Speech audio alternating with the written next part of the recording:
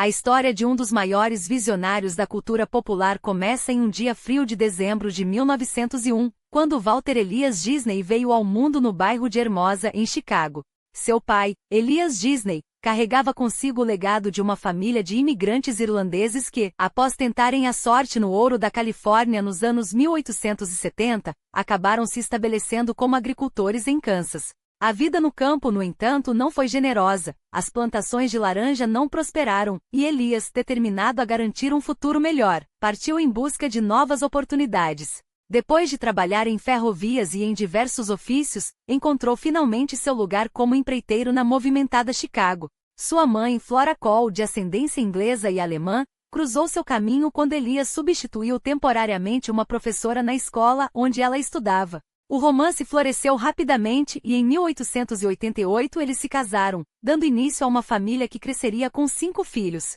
Herbert, o primogênito, nasceu naquele mesmo ano, seguido por Raymond em 1890 e Roy em 1893. Wall chegou apenas em 1901, após um longo intervalo, e a caçula Ruth completou o grupo em 1903. A infância de Wall foi marcada por constantes mudanças. Um episódio em particular abalou Elias. Um roubo na vizinhança de Tripp Avenue, em Chicago, convenceu o pai de que a cidade não era um ambiente seguro para criar os filhos. A solução foi uma fazenda de 40 acres em Marceline, Missouri, onde a família tentou a sorte no cultivo de frutas e cereais. A vida no campo, porém, revelou-se árdua.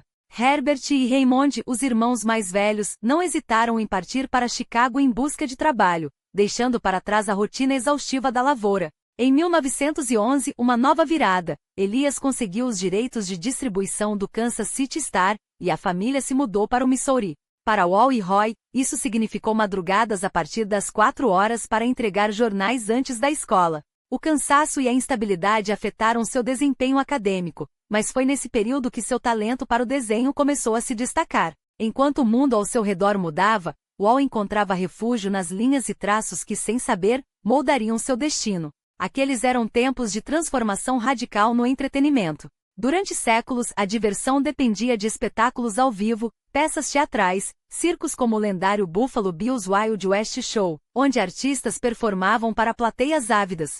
Mas o século XX trouxe uma revolução, a capacidade de capturar imagens em movimento. Hollywood, com seu sol abundante e clima ameno, tornou-se o berço da indústria cinematográfica, enquanto pioneiros exploravam uma ideia ousada: dar vida a desenhos sequenciais, uma arte que já encantava nos jornais desde o século XVIII. Em 1908, o francês Émile Cohl lançou Fantasmagorie, o primeiro filme de animação desenhada à mão, um marco que, embora Wall tivesse apenas 6 anos, plantaria a semente de uma paixão que mudaria a cultura para sempre. Em 1917, a família Disney retornou a Chicago após Elias ter adquirido participação acionária na Ozel, uma empresa de sucos e geleias. De volta à cidade, Wall encontrou espaço para expressar sua veia artística no jornal escolar da McKinley High. Mas seu coração estava em outro lugar. A Primeira Guerra Mundial ecoava como um chamado à aventura. Com apenas 16 anos, ele falsificou sua certidão de nascimento para se alistar na Cruz Vermelha, chegando à Europa em novembro de 1918, justamente quando o conflito terminava. Apesar da decepção, o período não foi em vão. Colaborou com desenhos para o jornal militar Stars and Stripes, aprimorando ainda mais seu talento. De volta aos Estados Unidos em 1919, Wall reencontrou Kansas City, cidade que havia marcado sua adolescência. Foi lá, trabalhando em um estúdio de publicidade, que conheceu Bay Werks, filho de imigrantes alemães e um artista tão habilidoso quanto ele. Ambos compartilhavam não apenas a paixão pelo desenho, mas também uma ambição que os levou a abandonar o emprego e fundar seu próprio estúdio. E Werks, cuja infância difícil o tornará resiliente, provaria ser um parceiro indispensável. Foi ele quem desenvolveu técnicas inovadoras para a animação, como a adaptação de um motor em câmeras para agilizar a produção de quadros, e quem deu forma ao icônico Mickey Mouse. Não há como subestimar a contribuição de Werks, mas foi a visão de Wall que impulsionou tudo. Ele não apenas sonhou, como transformou sonhos em realidade, criando um império que redefiniria a magia para gerações. E essa jornada, cheia de reveses e reinvenções, começara justamente ali, nos traços de um jovem que, contra todas as probabilidades, ousou acreditar no poder da imaginação. Mas a ambição de Wall não se limitava a gerenciar negócios em Kansas ou a administrar os empreendimentos de Werks. Em 1923, com a determinação que o definiria para sempre, ele tomou uma decisão que mudaria não apenas sua vida, mas o curso da história do entretenimento: rumar para o oeste em direção a Hollywood. Não foi uma escolha casual. A Califórnia, naqueles anos, já se consolidava como o epicentro de uma revolução cinematográfica, um território onde sonhadores e visionários convergiam para transformar a sétima arte em algo maior do que ela própria. 2 motivos o impulsionaram.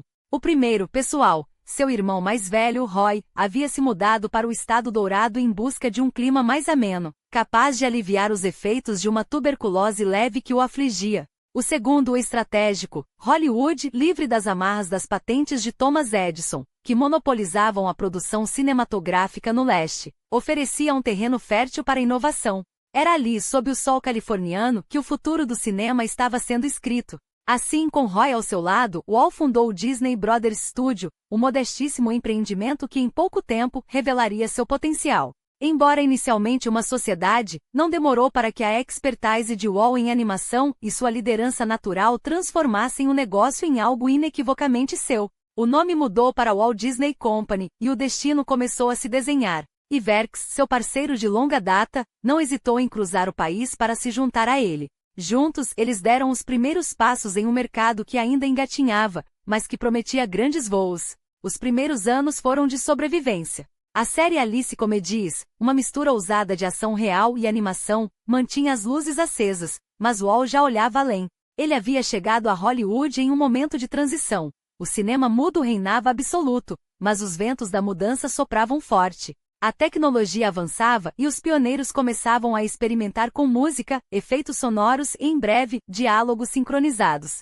Em 1927, The Jazz Singer quebrou barreiras ao introduzir falas e canções, marcando o nascimento dos talkies e, com eles, uma nova era. A animação, porém, ainda engatinhava nesse terreno. Enquanto os filmes ao vivo abraçavam o som com rapidez, os desenhos animados demorariam mais para incorporar diálogos. Mas Walt, como sempre, estava à frente. Ele não apenas acompanhava as inovações, ele as antecipava. E enquanto o mundo se preparava para a revolução sonora, ele já trabalhava em algo que transcenderia técnicas e tecnologias, um personagem capaz de conquistar corações. Sua vida pessoal nesse meio tempo ganhava novos contornos. Em 1923, Lillian Woods, uma jovem secretária de Idaho, cruzou seu caminho nos corredores do estúdio. 3 anos mais velha que Walt, ela trouxe para sua vida uma presença que se revelaria fundamental. Casaram-se em julho de 1925, em uma cerimônia simples em Idaho, e foi justamente Lillian quem, em 1928, salvou Mickey Mouse de um destino menos glorioso. Durante uma viagem de trem de Nova York à Califórnia, Walt compartilhou sua ideia para um novo personagem, Mortimer Mouse. A reação de Lillian foi imediata: Mickey soava muito melhor. E assim, com um toque de intuição feminina, nasceu o nome que ecoaria pelo mundo. Mas a jornada até Mickey não foi linear. Antes dele, veio Oswald, o coelho sortudo, uma criação que quase definiu o futuro do estúdio. Em 1927, com os Alice Comedies esgotando seu ciclo, Walt e Iwerks precisavam de um novo trunfo. Universal Pictures, uma das gigantes de Hollywood, buscava um personagem para lançar sua divisão de animação. Um gato? Demasiado clichê. Um coelho então. Em poucas semanas Oswald surgiu. Um coelho antropomórfico, ágil e cheio de personalidade, que estrearia em Por Papa, rejeitado pela Universal, mas triunfaria em Trolley Troubles conquistando uma enxurrada de encomendas. O sucesso foi imediato. 27 curtas-metragens depois, o estúdio de Walt já empregava 20 pessoas, e o dinheiro começava a fluir, mas a prosperidade trouxe armadilhas. Os Disney e Iwerks, embora hábeis nos negócios, se arriscaram em investimentos questionáveis como poços de petróleo. Iwerks, por sua vez, canalizou seus lucros para um empreendimento paralelo, a produção de tintas e materiais para animadores. Nada disso, porém, ofuscava o principal: Oswald era um fenômeno. Até que em 1928 a sorte virou. Em uma viagem a Nova York para renegociar os termos com a Universal, Walt descobriu uma verdade amarga: não apenas o estúdio queria reduzir seus lucros, como Oswald não lhe pertencia. Os direitos do coelho haviam sido registrados pela distribuidora, deixando Walt com as mãos vazias. Foi no trem de volta à Califórnia, com a frustração a ferver, que ele jurou nunca mais repetir o mesmo erro. E foi ali, entre o barulho das rodas nos trilhos e o silvo do vento, que Mickey Mouse começou a tomar forma. Não como uma cópia de Oswald, mas como uma evolução. Um rato que carregava a essência do coelho, porém com uma identidade própria. Iwerks, com seu traço genial, deu vida ao esboço final. E assim, sem saber, eles estavam prestes a criar não apenas um personagem, mas um símbolo eterno, um ícone que transcenderia telas, gerações e fronteiras. Mas o nascimento de Mickey não foi um caminho sem tropeços. O primeiro teste, Plane Crazy, onde o rato e sua futura companheira Minnie estrearam, fracassou miseravelmente na pré-estreia. O público não se encantou. Mas foi ali, diante daquela rejeição, que Wall e sua equipe voltaram à prancheta, literalmente para refinar a fórmula. E o que surgiu desse esforço não foi apenas um novo curta, mas uma revolução, Steamboat Willie. Imagine a cena, um vapor fluvial cortando as águas, Mickey ao leme, desafiando o gigante Capitão Patch em uma batalha de astúcia e ritmo. Minnie corre para não perder o barco, e o rato, com um sorriso malandro, a ajuda a embarcar. Potatoes são descascadas à força, música ecoa, risadas se misturam aos sons sincronizados de forma inédita. Em menos de 8 minutos, Steamboat Willie não só apresentou Mickey ao mundo como provou que o som poderia transformar um desenho em magia pura. Com um orçamento modesto de quase $5.000, e um papagaio como único ator com falas, o curta arrastou o público para dentro da tela. A reação foi imediata, aplausos, risos, e a certeza de que algo histórico havia nascido. Quando estreou em Nova York, em novembro de 1928, Steamboat Willie não foi apenas um sucesso, foi um terremoto. Críticos se renderam, bilheterias explodiram, e Mickey Mouse, de uma hora para outra, tornou-se o rosto de uma era. 12 curtas só seus em 1929. Dezenas mais na década seguinte. A Disney, ávida por capitalizar aquele fenômeno, transformou o rato em um império que quase um século depois, já gerou cerca de $200 bilhões em receitas entre merchandising, licenciamentos e o legado intocável de um personagem que conquistou o mundo, e enquanto Mickey escalava rumo à imortalidade, Wall já mirava mais longe. Não bastava dominar os curtas, era a hora de reescrever as regras do cinema. Em 1929, nasceu a Silly Symphony, uma série de animados que a princípio, eram apenas acompanhamentos musicais engraçados. Mas logo se tornaram algo maior, laboratórios de inovação onde a Disney experimentava cores, ritmos e narrativas. 75 curtas em uma década, cada um mais ambicioso que o outro. E entre eles, um se destacou como um marco, Os Três Porquinhos, de 1933. Aqui, porém, havia uma diferença crucial. O B. Iwerks, o gênio por trás dos traços de Mickey, já havia partido em 1930, após um rombo irreparável em sua relação com Wall. O estupim? O tratamento áspero, quase ingrato, de Disney com um homem que fora seu braço direito, um erro que o próprio Wall, anos depois, admitiria com amargura. Sem Iwerks, a Disney precisou reinventar sua abordagem. E foi assim que, em vez de criar personagens do zero, Wall mergulhou no passado, nas fábulas, nos contos de fadas, nas histórias que já encantavam gerações. Os Três Porquinhos não era uma invenção, era uma reinvenção. Uma versão animada de um conto que remontava ao século XIX, mas agora com a assinatura Disney, cores vibrantes, música cativante e uma lição moral embrulhada em diversão. O investimento de $22 mil se transformou em um retorno estrondoso, 250 mil só na bilheteria, além do Oscar de melhor curta de animação em 1934. O público adorou, a crítica aclamou. E Wall, sempre um passo à frente, viu ali não apenas um sucesso, mas um sinal. Se curtas podiam emocionar tanto, o que impediria um longa-metragem de fazer o mesmo? A ideia era audaciosa, quase louca. Ninguém jamais havia produzido um filme de animação em escala completa. Mas Wall não era do tipo que se intimidava com o impossível. Ele começou a sondar sua equipe, a buscar histórias que pudessem sustentar uma hora inteira de magia. A Ilíada e a Odisseia de Homero, as viagens de Gulliver de Swift, todas foram consideradas. Mas foi em um conto dos irmãos Grimm, Branca de Neve e os Sete Anões, publicado em 1812, que ele encontrou o que procurava. Uma história temporal, cheia de drama, comédia e um final que nas mãos certas poderia ser perfeito. Em 1937, após anos de trabalho exaustivo, e um trailer onde o próprio Wall apresentava os anões ao público, Branca de Neve estreou nas festas de Natal. O resultado? Um furacão. $8 milhões em bilheteria até 1938, um recorde que, ajustado pela inflação, só seria superado décadas depois, por Aladdin. A Academia não teve dúvidas. Em 1939, Wall recebeu um Oscar honorário, com a justificativa de que o filme era uma inovação significativa que encantou milhões e abriu um novo campo de entretenimento para o cinema. Mas Wall não pararia por aí. Seu próximo alvo? Pinóquio, a obra de Carlo Collodi, pseudônimo de Carlo Lorenzini, que em 1883 havia satirizado a sociedade europeia e os perigos da industrialização com um boneco de madeira rebelde. Só que o Pinóquio original não era um herói, era um menino egoísta violento, que em um acesso de fúria, matava o grilo falante com um martelo. Gepeto, o carpinteiro, era um homem pobre e sofrido, traído pelo próprio filho de madeira. Uma história sombria, quase cruel. Mas Disney não queria crueldade. Queria encanto. Então reescreveu o conto. O grilo virou Jiminy, um conselheiro sábio e leal. Pinóquio, um garoto ingênuo não maligno. E a jornada, uma fábula sobre crescimento, não sobre castigo. Porque Wall sabia, para conquistar o mundo, suas histórias precisavam ser para todas as idades. E acima de tudo, para todos os corações.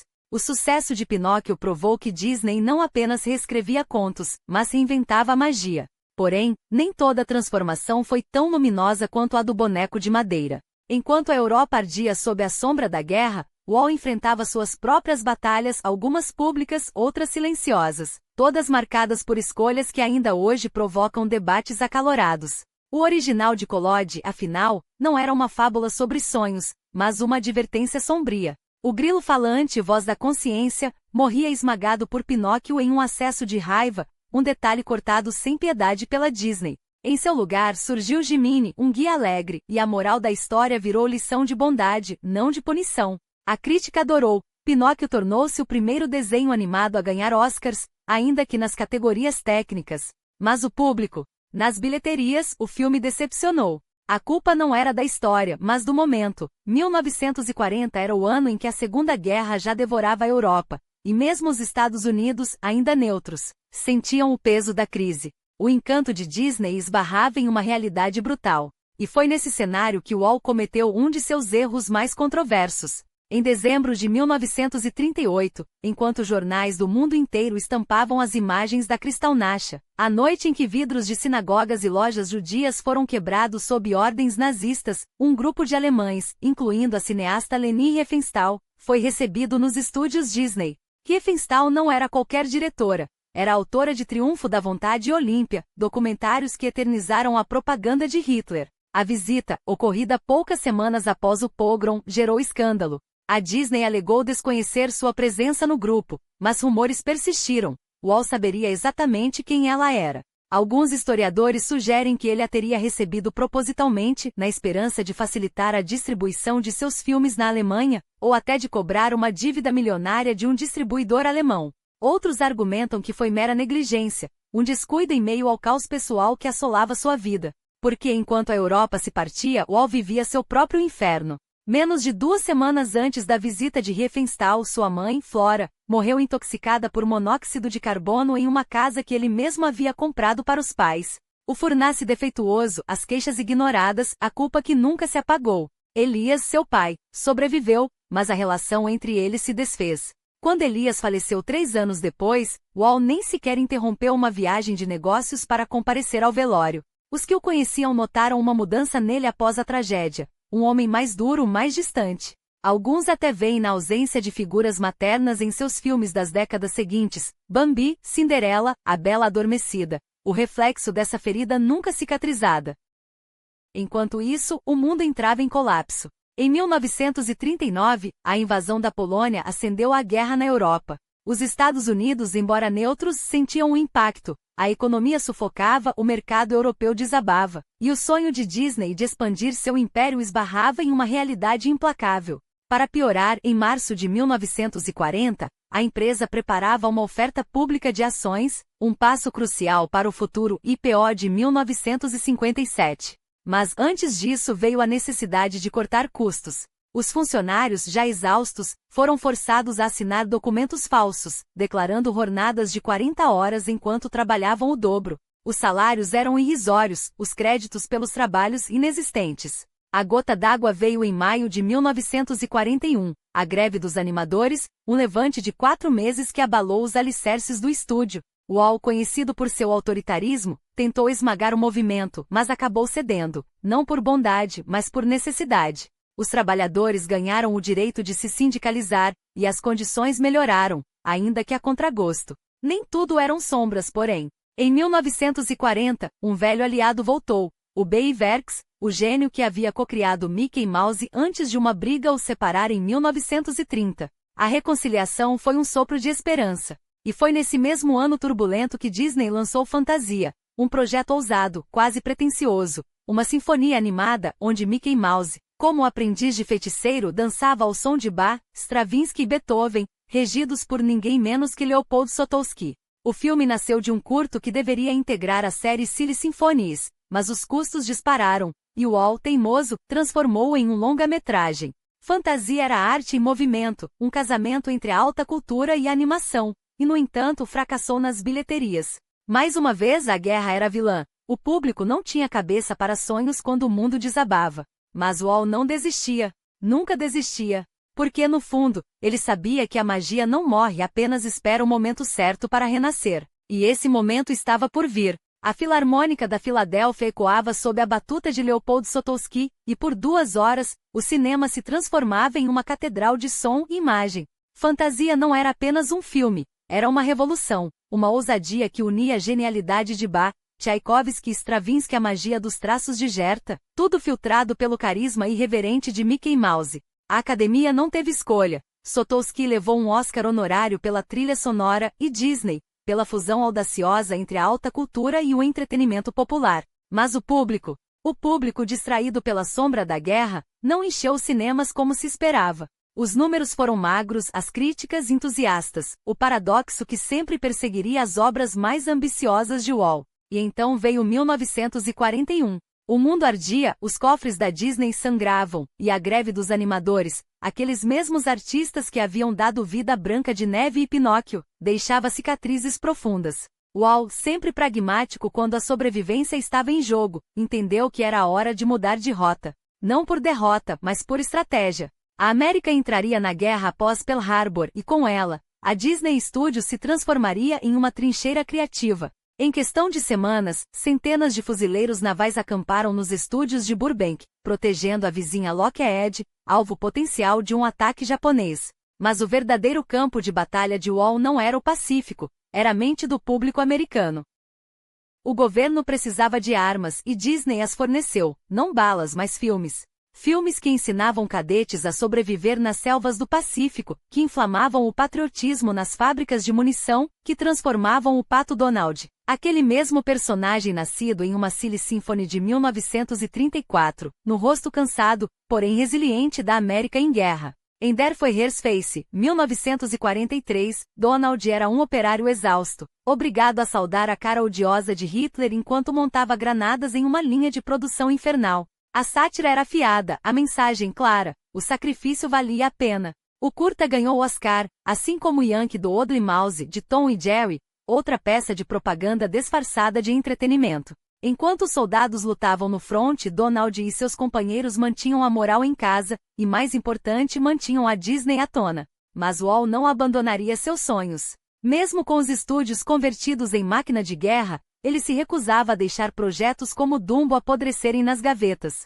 A história do elefantinho de orelhas gigantes, zombado por todos até descobrir que aquelas mesmas orelhas o faziam voar, era um conto de superação, e não por acaso, um espelho da própria Disney. O filme, em pré-produção desde 1939, foi finalizado em 1941 com um orçamento enxuto e apenas 64 minutos de duração. Era economia sem perder a poesia. E funcionou. Dumbo emocionou, lucrou e provou que mesmo em tempos sombrios, a magia ainda tinha espaço. No ano seguinte veio Bambi, a fábula do veado que perdia a mãe para caçadores, uma metáfora tão universal que poucos notaram, ou quiseram notar, sua origem. O romance de Felix Salten, um judeu austríaco que em 1923 escrevera uma alegoria sobre o antissemitismo crescente na Europa. Disney, é claro, suavizou a mensagem. Apagou as camadas políticas, transformou a dor em entretenimento familiar. Hoje críticos acusam o estúdio de ter branqueado a história, de ter reduzido a arte a um produto asséptico.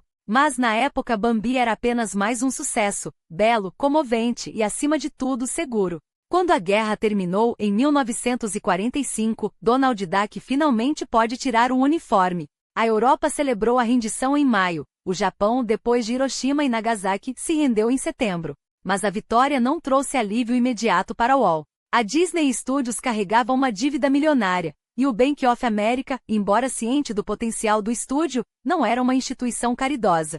Felizmente, os números não mentiam. Apesar dos tropeços, a Disney era um negócio sólido, um império que só precisava de tempo para se reerguer. Um acordo foi fechado. E enquanto a América entrava na era do pós-guerra, Walt e Roy apostaram em um caminho menos arriscado: documentários de natureza, filmes live-action de baixo custo. Era uma pausa estratégica, porque Walt sabia que mais cedo ou mais tarde, o mundo voltaria a querer fé nas fadas. E quando esse momento chegou nos anos 1950, a Disney explodiu em uma enxurrada de clássicos: Cinderela, 1950, Alice no País das Maravilhas, 1951, Peter Pan, 1953. Não eram apenas filmes, eram bilheterias estrondosas, provas de que a fórmula ainda funcionava. Entre 1945 e 1955, a Disney não só se recuperou como se tornou uma potência. Walt, por sua vez, virou sinônimo de sucesso. Sua fortuna, na época de sua morte, beirava os 100 milhões de dólares, o equivalente a bilhões hoje. Mas dinheiro não comprava afeto, e menos ainda lealdade incondicional. Os que trabalharam ao seu lado nos anos 30, 40 e 50 sabiam. Walt era um gênio implacável. Um homem que media o valor dos outros pela qualidade de seu trabalho, não por laços pessoais. Elogios? Raros. Isso serve, era o máximo que se podia esperar. Críticas? Cortantes frequentes. Seu temperamento era lendário, e até Roy, o irmão que o salvara mais de uma vez, era tratado com uma frieza quase corporativa, não como sócio, mas como o contador. Ainda assim, ele recompensava o talento. Bônus generosos chegavam quando a empresa prosperava, mas o preço era alto: a exaustão, a pressão, a sensação de nunca ser suficiente. E então veio a caça às bruxas. A Guerra Fria mal havia começado, e o medo do comunismo já infectava Hollywood. Walt, que em 1941 já flertava com acusações contra supostos subversivos em seus estúdios, agora se tornava um dos rostos da paranoia. Em um país onde o medo era moeda corrente, Disney não hesitou em alimentar o fogo. Afinal, para ele, a América não era apenas um lugar, era um ideal. E ideais como sonhos precisavam ser defendidos a qualquer custo, mesmo que isso significasse adquirido 27 mil acres de terra na Flórida, um território maior que a cidade de São Francisco, sob pseudonimos e através de empresas de fachada para evitar especulações imobiliárias. Não era apenas um parque que ele planejava, era uma revolução. Epcot não seria um lugar de fantasia, mas um laboratório vivo onde o futuro seria testado, aperfeiçoado e, finalmente, vendido ao mundo como a próxima grande promessa americana. Imagine, uma cidade onde os carros seriam banidos do centro, substituídos por monoraíls silenciosos e eficientes. Onde as ruas seriam cobertas por cúpulas geodésicas, protegendo os cidadãos do sol escaldante da Flórida. Onde a tecnologia não seria um acessório, mas a espinha dorsal da vida cotidiana. Desde sistemas de reciclagem avançados até residências equipadas com os últimos gritos da automação doméstica. Disney não queria apenas entreter, ele queria governar. E não com leis, mas com design. Cada curva de rua, cada cor de parede, cada nota musical pipocando dos alto-falantes seria calculada para criar harmonia, para eliminar o caos que ele via nas cidades reais. Era o sonho do controle absoluto, disfarçado de progresso. Mas havia um problema: Walt não viveria para vê-lo realizado. Enquanto sonhava com sua utopia, o câncer de pulmão o consumia, ironia cruel para um homem que passará décadas vendendo felicidade em doses controladas. Em 15 de dezembro de 1966, ele se foi, deixando para trás um império e um plano tão ambicioso que seus sucessores, temerosos do risco ou simplesmente incapazes de decifrar sua visão, transformaram Epcot em mais um parque temático. O experimental Prototype Community of Tomorrow virou um pavilhão de nações com brinquedos futuristas e lojas de souvenirs. A revolução foi domesticada. E no entanto, mesmo na morte, Disney continuou a moldar o mundo. Seu legado não era apenas de filmes ou parques, mas de uma filosofia, a crença de que a realidade, quando inconveniente, pode e deve ser reescrita. Que a nostalgia não é um refúgio mas uma ferramenta. Que o passado devidamente embalado vende mais que o presente. Hoje, quando crianças correm pelos corredores da Disney World ou famílias se emocionam com rebotes de clássicos que elas mesmas assistiram na infância, estão, sem saber, participando de um experimento que começou há um século. Um experimento sobre como transformar memória em mercadoria e sonhos em franquias eternas. Porque o Walt Disney não criava apenas histórias. Ele criava religiões seculares. E como toda boa religião, a sua prometeu algo que nenhum governo, nenhuma ideologia poderia oferecer. A ilusão de que se você acreditar com força suficiente, a magia é real. Mas antes de se tornar o arquiteto dos sonhos de uma geração, Walt Disney comprou 27 mil acres de terra na Flórida, um território 2 vezes maior que Manhattan, para erguer algo muito além de um parque temático. Ele imaginava uma cidade utópica, encapsulada sob uma cúpula gigante, onde monoraíls cortariam o céu como veias de um organismo perfeito. No centro, um hotel cosmopolita e um complexo de convenções pulsariam como o coração desse novo mundo, enquanto cinturões verdes se estenderiam até bairros residenciais, onde cada casa seria um templo da inovação, atualizado com as últimas tecnologias assim que surgissem. Todos trabalhariam para a Epcot, todos viveriam sob as regras de um único governante, ele próprio. Não era uma democracia. Era uma corporação disfarçada de sociedade ideal, onde a eficiência substituía a liberdade e a felicidade era um produto com manual de instruções. Disney não queria apenas entreter, queria controlar. Queria provar que a vida poderia ser tão perfeitamente coreografada quanto seus desenhos animados, desde que alguém, preferencialmente ele, segurasse as rédeas. A Epcot original nunca saiu do papel. Mas seu nome sobreviveu, distorcido, como mais um parque temático dentro do império que nasceria ali, o Walt Disney World Resort, inaugurado em 1971, um ano após a morte de Roy Disney, o irmão que herdou o legado e o transformou em máquina de lucro. O ironicamente chamado Magic Kingdom foi apenas o começo. Em 1982, a Epcot ressuscitou como uma feira de nações estereotipadas, onde culturas eram reduzidas a cenários instagramáveis e pratos típicos servidos em bandejas de plástico. Depois vieram os estúdios da MGM, o Animal Kingdom, e a fórmula se repetiu. Cada novo parque era uma promessa de escapismo, uma cápsula onde o visitante poderia, por algumas horas, acreditar que o mundo lá fora não existia. Hoje, o Complexo da Flórida é o maior empregador em um único local nos Estados Unidos, com 77 mil funcionários. Um exército de cast members treinados para sorrir mesmo quando os sonhos que vendem são feitos de fibra de vidro e contratos de exclusividade. Walt não viveu para ver nenhum disso. O homem que vendia felicidade morreria como muitos de seus personagens, tragicamente cedo consumido por um vício que sua própria imagem pública jamais permitiria. Fumante compulsivo, adepto do cigarro sem filtro, ele ignorou os sinais até que seu corpo se recusou a cooperar. Em 1966, o diagnóstico foi implacável: câncer de pulmão em estágio terminal. A radioterapia com cobalto, novidade dos anos 1950, pouco pôde fazer. Em questão de semanas, o mago de Anaheim estava acamado, seu império já operando em piloto automático. Morreu em 15 de dezembro, 10 dias após completar 65 anos, deixando para trás um último filme inacabado, O Livro da Selva, lançado póstumamente em 1967, e um império que, como um Frankenstein corporativo, continuaria a crescer sem ele.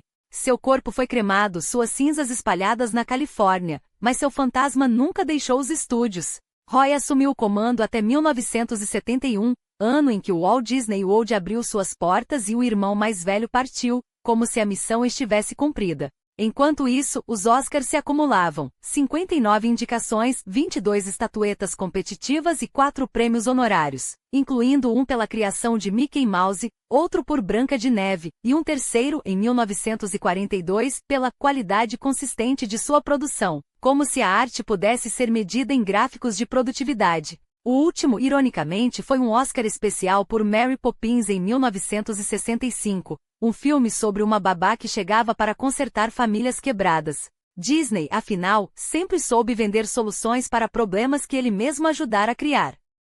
A máquina não parou. Nos anos 1970, a Disney invadiu as telas da televisão. Nos 1980, dominou o mercado de vídeos caseiros. O Disney Channel estreou em 1983, poucos dias após a inauguração do Tokyo Disneyland, a primeira franquia internacional de um império que logo conquistaria Paris, Hong Kong e Xangai, provando que a magia americana era uma exportação tão lucrosa quanto Coca-Cola ou jeans. Até a União Soviética em 1988, rendeu-se ao encanto, seduzida por um festival de filmes Disney em plena Guerra Fria. Enquanto isso, os estúdios bombavam sucessos como Splash, 1984, O Rei Leão, 1994, e a franquia Mighty Ducks. Sempre reforçando a mesma mensagem: a Disney não era apenas uma empresa, era um estilo de vida. Mas o verdadeiro golpe de gênio, ou de cinismo, veio em 1995, com Toy Story. Não pela história em si, mas pelo que representava. O primeiro longa-metragem inteiramente gerado por computador, um marco que enterrou de vez a era dos desenhos à mão, trocando o suor dos animadores por algoritmos. Os puristas podem ter chorado, mas o público aplaudiu. Afinal, quem se importa com a alma de um filme quando os efeitos especiais são tão hipnóticos? A Disney, mais uma vez, provou que inovação não era sobre arte, era sobre monopólio. E o monopólio, como qualquer bom vilão sabe, não se contenta com o reino. Em 2009, a Marvel caiu. Em 2012 foi a vez da Lucasfilm, e com ela, Star Wars, a franquia que ironicamente havia nascido como uma crítica aos impérios. Hoje, um século após um jovem ilustrador do Midwest sonhar com ratos falantes, a Disney é um dos 3 titãs do entretenimento global, ao lado da Comcast e da Sony. Donas de tudo, desde super-heróis até princesas, passando por sabres de luz e ursos que cantam sobre a Circle of Life. O sonho de Walt não era apenas sobreviver, era se tornar inevitável. E ele conseguiu, porque no fundo a Disney nunca vendeu magia. Vendeu a ilusão de que em um mundo caótico alguém ou algo ainda está no controle. E nós, como crianças diante de um castelo de contos de fadas, continuamos pagando pelo ingresso. Não foi por acaso que o Walt Disney transformou um pequeno estúdio em Burbank no epicentro da imaginação global. Ali, entre paredes que hoje respiram história, nasceu não apenas a máquina de sonhos mais eficiente de Hollywood, mas uma fábrica de mitos modernos. Mickey Mouse não era um rato, era um símbolo. Um ícone que, com 2 orelhas redondas e um sorriso eterno, conquistou o mundo enquanto a Grande Depressão arrasava economias e esperanças. Ao lado dele, Pateta e Pato Donald tornaram-se mais do que personagens, viraram arquétipos, linguagens universais que transcenderam fronteiras sem precisar de tradução. Mas o verdadeiro golpe de gênio de Disney não foi inventar, foi reinventar. Ele pegou os contos sombrios dos irmãos Grimm, aqueles onde madrastas são canibais, lobos devoram avós e princesas dançam até a morte em sapatos de ferro, e os transformou em fábulas açucaradas, onde o bem sempre vence com uma canção no final. Branca de Neve, Cinderela, A Bela Adormecida, não eram adaptações, eram ressignificações. Ele não apenas contava histórias, ele ditava como elas deveriam ser lembradas. E no processo apagou as camadas mais incomodas, mais humanas, daqueles mitos originais. Porque a magia afinal não combina com nuances. Claro, por trás do verniz de perfeição havia um homem de contradições cortantes. Walt Disney não era um santo, e quem o pinta assim está vendendo a mesma ilusão que ele comercializava. Sua decisão de receber Leni Riefenstahl, a cineasta favorita do regime nazista, em 1938, não foi um mero erro de julgamento. Foi uma escolha que ecoa até hoje como um ponto cego na narrativa do tio Walt. Seus métodos de trabalho eram implacáveis, suas relações pessoais muitas vezes tóxicas, e sua visão de cultura popular, embora brilhante, era também reducionista. Bambi, por exemplo, perdeu toda a crítica social e ecológica do livro de Félix Salten para virar um filme sobre um cervo fofinho. O livro da selva enterrou Kim, a obra-prima de Kipling, sob camadas de balanços de jazz e ursos dançantes. A cultura em suas mãos tornava-se digestível, palatável, e por isso mesmo irresistível. Mas é justamente essa ambiguidade que define os visionários. Homens como Disney não são feitos para serem queridos, são feitos para serem inescapáveis. E se suas ideias para Disneyland e o Epcot, esse último, aliás, concebido como uma cidade utópica onde a tecnologia e a ordem reinariam supremas, soam hoje como delírios de um controle obsessivo, também revelam algo profundo. Ele não queria apenas entreter, queria governar a imaginação coletiva. Queria que ao fechar os olhos as pessoas vissem seu mundo não real. Então, como julgar um legado desses? Como pesar o homem contra o mito, a sombra contra a luz? Walt Disney foi um gênio? Sem dúvida. Um manipulador? Também. Um artista que elevou a cultura popular ou um empresário que a simplificou até virar produto? Depende de quem está segurando o ingresso. O que não dá para negar é que 100 anos depois, ainda estamos todos de crianças a executivos, de sonhadores a céticos, presos na mesma armadilha encantada. Porque a Disney não vende mais magia, vende pertencimento. A promessa de que dentro daquele parque, daquele filme, daquele universo cuidadosamente controlado, tudo faz sentido. E nós, como sempre, continuamos comprando.